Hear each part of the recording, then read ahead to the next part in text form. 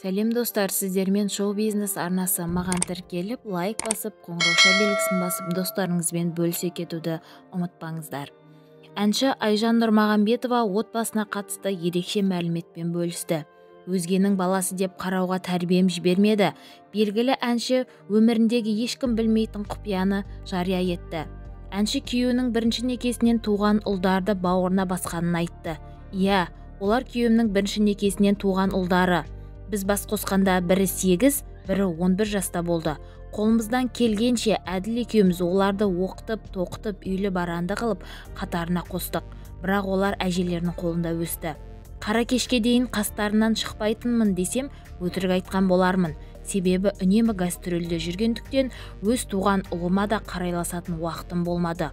Оны сіңілім мен әке-шешем бақты, деді ол. Сондай-ақ Айжан Нұрмағамбетова күйеуінің бірінші жұбайының бірінші некесінен туған ұлдары барын жасырған жоқ. Біздің отбасымыздағы үлкендер баланың бөтені болмайды деп отыратын. Сондықтан өзгенің баласын деп қарауға тәрбием жібермеді. Көшеде біреудің бүлдіршіні жығылып қалса да, жүрегіміз зырқ ете қалады. Құдайға шүкір. Олар да мені анасы ретінде мойындағаннан болар. Қайын жұртына барғанда құдағи ретінде төрде отырамын. Одан артық қандай бақыт керек, деді әнші.